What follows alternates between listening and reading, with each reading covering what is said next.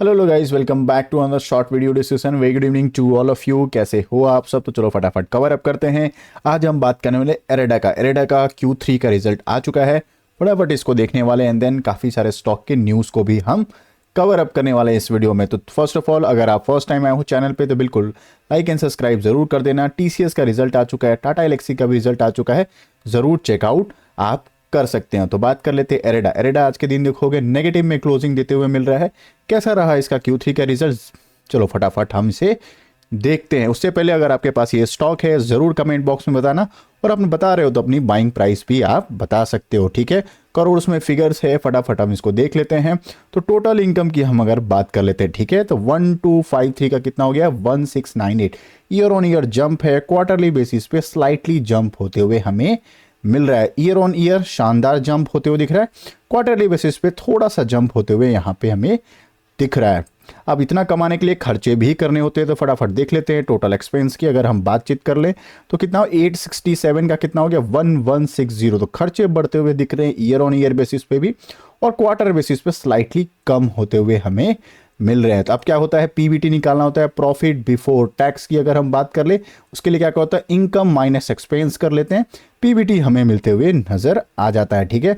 Exceptional item कोई भी adjustment नहीं हुआ है। तो पीबीटी की बात करें 386, ईयर ऑन ईयर में देखोगे 538, ईयर ऑन ईयर अच्छा इंक्रीज होते हुए दिख रहा है, क्वार्टरली बेसिस पे भी इंक्रीज हो चुका है, जो कि अच्छी बात है, 5 स्टार बात है। फटाफट देख लेते हैं। इतना कमाने के बाद, सारे टैक्सेस देने के बाद, जो प्रॉफिट फॉर द पीरियड या नेट प्रॉफिट जिसे कहते हैं, वो फटाफट देख लेते हैं। पैट की इसकी बात करते हैं तो 335 पर कितना हो गया? 425। ईयरली जंप है, क्वार्टरली बेसिस पे भी जंप होते हुए हमें मिल रहा है। लॉन्ग टर्म शॉर्ट टर्म दोनों के हिसाब से अगर देखिए इस स्टॉक को, अच्छा खासा ये स्टॉक ने रिजल्ट दिया है। अब बड़े प्लेयर्स को अगर ये रिजल्ट अच्छा आता है, कल के दिन मार्केट थोड़ा सा रैली कर सकता है। थोड़ा सा मैंने क्यों बोला? क्योंकि निफ्टी 50 अभी भी प्रॉफिट बुकिंग में है। हालांकि रिजल्ट जो है लॉन्ग रन के हिसाब से अच्छा उन्होंने दिया है। अब फटाफट देख ले अर्निंग पर शेयर की अगर बात करें, ईपीएस की 138 का 158 और 144, ईपीएस में भी अच्छा खासा इंक्रीज होते हुए हमें मिल रहा है। अगर आपके पास स्टॉक है, लॉन्ग टर्म का व्यू है, इस स्टॉक को चाहो तो कंटिन्यू कर सकते हो, स्टॉक बुरा नहीं है। अगर आपके पास स्टॉक है, कितने पे बाइंग है ज़रूर बताना। नेक्स्ट टॉपिक की बात कर लेते हैं। एमडीएल की बात करें, आज ग्रीन निशान में क्लोज किया, इसके पीछे का रीज़न क्या है? मार्केट तो आज भी प्रॉफिट बुकिंग में था, इसके पीछे का रीज़न क्या था? तो मालस्टॉक ने डिलीवर कर दिया 6 स्कॉर्पियन सबमरीन जो है इंडियन नेवी को डिलीवर करते हुए हमें मिल रहा है। तो इनको जो ऑर्डर मिला है उसका डिलीवरी टाइम पे होते हुए मिल रहा है। इससे क्या होगा? यस, आने वाला जो क्वार्टर्स है उसमें इनका जो रेवेन्यू है उसमें एड ऑन होते हुए 6 सबमरीन का एड ऑन होते हुए मिल सकता है। किस क्वार्टर में? Q4 के क्वार्टर में, ध्यान रखना इस चीज़ का, ठीक है। हालांकि लॉन्ग रन से देख रहे हो ये स्टॉक बुरा नहीं है। Second and the most important बात करें, डिफेंस सेक्टर में जितने भी स्टॉक है अभी फ्लैट है, या फिर एक कंसोलिडेशन फेज में है, या प्रॉफिट बुकिंग में जा रहे हैं। बट एक चीज़ का ध्यान रखना, सेक्टर वाइज ये सारे स्टॉक 5 स्टार है। लॉन्ग रन के लिए ज़रूर इन सारे स्टॉक को आप देख सकते हो, और इसमें तो हाल फिलहाल ही कॉर्पोरेट एक्शन होते हुए मिला था, ठीक है। वीवीएल की बात कर लेते हैं। यस, वीवीएल अगर आज के दिन देखोगे 600 का क्रूशियल लेवल पे ट्रैवल कर रहा है। 600 का लेवल अगर टूटता है, इसमें भी शार्प प्रॉफिट बुकिंग आते हुए मिल सकता है, ठीक है। बट इसमें अभी जो टारगेट है, एक्सिस बैंक ने इसका, एक्सिस सिक्योरिटी ने इसका जो टारगेट है अपग्रेड कर दिया। 700 रुपीज़ के आसपास इन्होंने टारगेट बता दिया है। तो आने वाले टाइम में उन्होंने बताया कि जिस हिसाब से एफएमजी सेक्टर ग्रोथ हो रहा है, अच्छी बात है, हम इसका टारगेट जो है 700 के आसपास रख रहे हैं। Second and the most important, अभी जो न्यूज़ चल रहा था टैक्सेस इंक्रीज होने का, यस, इनका जो स्लैब है 35% के टैक्स में आ सकता है, ऐसा बिल्कुल भी नहीं हुआ, फिर भी स्टॉक में रैली बनते हुए नहीं मिला था, ठीक है। हालांकि आपको इस चीज़ का पता होना चाहिए, वीवीएल जो है बॉटलर की कंपनी है। तो नॉर्थ ईस्ट में अभी विंटर का टाइम चल रहा है। विंटर के टाइम में कोल्ड ड्रिंक्स वगैरह जो है, बेवरेज जो है, थोड़ा सा डाउन होता है सेल्स के टर्म्स में बात करें, ठीक है। इस वजह से अभी इसमें बहुत बड़ा रैली आते हुए नहीं मिल रहा है। बट लॉन्ग रन के हिसाब से देखो, ये कमाल का कंपनी है। मल्टीपल टाइम इसने रिटर्न दिया है, 5 ईयर्स में भी शानदार रिटर्न देके दे बैठी है। अभी ये कंसोलिडेशन फेज में ये स्टॉक चल रहा है, ठीक है। अगर ब्रेकआउट करता है 681 का, तो फिर अच्छा खासा रैली होते हुए फिर से आप इसको देख सकते हो, ठीक है। चलो, आई होप मेरे एनालिसिस अच्छे लग रहे हो। तो अभी तक तो आपने लाइक एंड सब्सक्राइब बिल्कुल कर दिया होगा, ताकि मेरे वीडियोस आप तक रीच आउट हो पाए, ठीक है।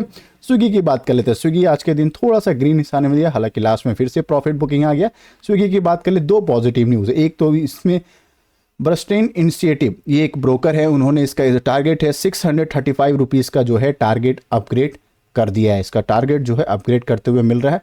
जोमेटो में जो है प्रॉफिट बुकिंग चल रहा है, इनका जो कॉम्पिटिटर है, इस वजह से इसमें रैली बनते हुए मिल रहा है। Second and the most important, yes, food delivery का जो इनका कॉन्सेप्ट था, जैसे जोमेटो में क्या होता है, वेस्टेज ऑफ फूड का जो होता था, बहुत लोग क्या करते थे, ऑर्डर करते थे फिर कैंसिल आउट कर देते, उससे क्या होता था, ऑर्डर जो है वेस्ट होता था, फूड जो है वेस्ट होता था। सेम कॉन्सेप्ट को स्विगी ने भी लॉन्च कर दिया है। आज के दिन न्यूज़ आ चुका है, तो कल के दिन थोड़ा सा रैली करते हुए ये स्टॉक फिर से मिल सकता है, ज़रूर रडार पर रखना। अडानी विलमार की बात करिए, यस, इसके back to back negative news market में चल रहे हैं। बात करें इसका नेगेटिव न्यूज़ क्या है, जाहिर सी बात है, अडानी खुद ओपनली इन्होंने बोल दिया है कि अडानी अलग होने वाला है, विलमार अलग होने वाला। मतलब क्या है, ये दोनों स्टॉक में जो इनके जो पार्टनरशिप थी वो अलग होते हुए मिल सकता है। दोनों के दोनों अडानी अपना सेल आउट करते हुए अपना स्टेक दिख रहा है, 44% के आसपास जो स्टेक था वो सेल ऑफ करने की बातचीत कर रहे थे, तो उन्होंने क्लियर कर दिया है कि यस, हम सेल ऑफ करने वाले हैं।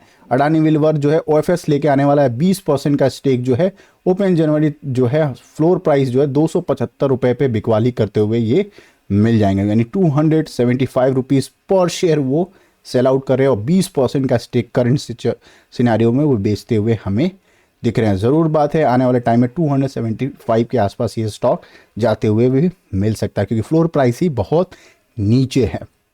नेक्स्ट न्यूज़ की बात कर लेते हैं, रिलायंस इंडस्ट्री। इस स्टॉक को थोड़ा सा रडार पर रखना, हालांकि मैं मल्टीपल टाइम बोल चुका हूं, ये बहुत अच्छे जोन में है, बाई ऑन डिप का अपॉर्चुनिटी दे रहा है, फ्रेश बाइंग एवरेज की सारे अपॉर्चुनिटी आपको दे रहा है, ठीक है। बट अपने फिनेंशियल एडवाइजर से ज़रूर बात कर लेना, ये स्टॉक बुरा नहीं है, ब्लू चिप्स कंपनी है, हाथी कंपनी, इस चीज़ का ध्यान रखना। बहुत बड़ा 5 ईयर्स में रिटर्न नहीं बनता है, बट सेफ रहता है, पैसा आपका सेफ रहता है, डिसेंट आपको रिटर्न बनते हुए मिल जाता है रिलायंस इंडस्ट्री में। तो गोल्डमैन स्नैक्स ने इसका जो है टारगेट जो है डाउनग्रेड कर दिया है। और उसी की बात करें तो फिर रिलायंस ने, मॉर्गन स्टैनली ने इसका टारगेट जो है 31% अपसाइड पोटेंशियल को बनाते हुए रख रहा है, ठीक है। तो मिक्स्ड ओपिनियन है, गोल्डमैन स्नैक्स ने इसका डाउनग्रेड किया है, मॉर्गन स्टैनली ने इसका टारगेट अपग्रेड कर दिया है। रडार पर रखने वाली क्या चीज़ है, यस, 16 जनवरी ध्यान रखना, Q3 का रिजल्ट आने वाला है रिलायंस इंडस्ट्रीज़ का, तो इस स्टॉक को उसके दिन के लिए रडार पे ज़रूर रख सकते हो, उसके बाद आप डिसीजन ले सकते हैं। देन बात करें थे HAL के बारे में, यस, ये स्टॉक फिर 4000 के नियर अबाउट चलते हुए हमें मिल रहा है। डिफेंस की बात करें, डिफेंस कम बैक करने की बात करें, मार्च के बाद कर सकता है, या फिर डिफेंस बजट में कुछ अच्छा एलोकेशन हो जाए, ये सारे स्टॉक कम बैक कर जाएंगे, ठीक है। बट एक चीज़ का ध्यान रखना, डिफेंस में HAL में तकलीफ क्या है, यस, माफ़ करिएगा, तेजस का डिलीवरी, तेजस का जो डिलीवरी है वो डिले पे डिले जा रहा है। उसके पीछे का रीज़न क्या है, उसका इंजन जो है टाइम पे यूएस से नहीं मिल रहा है, इस वजह से ये डिले हो रहा है। मार्च में एक और इसका तेजस का डिलीवरी होने वाला है, अगर ये डेट फेल आउट होता है तो फिर इसमें स्टॉक में पिटाई होते हुए और भी आपको मिल सकता है, ठीक है।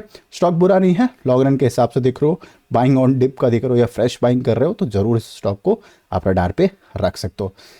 देन बात कर लेते आज के दिन लाइमलाइट पर SRF एंड नवीन फोर्न, यस, गिरते हुए मार्केट में ये सारे स्टॉक जो है रॉकेट बनते हुए दिखे हैं। इसके पीछे का रीज़न क्या है, तो इनके पीछे का SRF और नवीन फोर्न सूट अप क्या करके इनका रेफ्रिजरेटेंट गैसेज जो होता है, मतलब जिसमें ये कामकाज करती है, उसका जो है प्राइस जो है हाइक हो चुका है। मतलब क्या, आने वाले टाइम में इनका रेवेन्यू में जंप हो सकता है, क्योंकि ये जिस बिजनेस में काम करती है उसका प्राइस इंक्रीज हो चुका है। बट एक चीज़ का ये ध्यान रखना, बट मैंने बोला है, इसके पीछे का रीज़न क्या है, तो SRF ने एक क्लैरिफिकेशन दे दिया है। SRF के जो ऑफिशियल वेबसाइट पर जाओगे या NSE के वेबसाइट पर जाके देखोगे, रूमर उन्होंने एक बताया है 9 जनवरी लगभग 6:30 बजे के आसपास उन्होंने बताया है। आप इसको PDF रीड आउट करना, मैं आपको बता देता हूँ उन्होंने क्या बताया। SRF ने जो पब्लिक किया है कि ये जो रूमर चल रहा था कि जो 13% का नवीन फोर्नियम और SRF जो रॉकेट बना हुआ है, उसके पीछे का रीज़न क्या है, तो उसके पीछे का रीज़न क्या है कि हमारा जो प्राइस है वो हाइक होने वाला है, किसमें, गैसेस में, रेफ्रिजरेंट गैसेस में, ठीक है। तो उन्होंने क्लैरिफिकेशन दिया है सेबी के रजिस्टर्ड NSE BSE के वेबसाइट पे।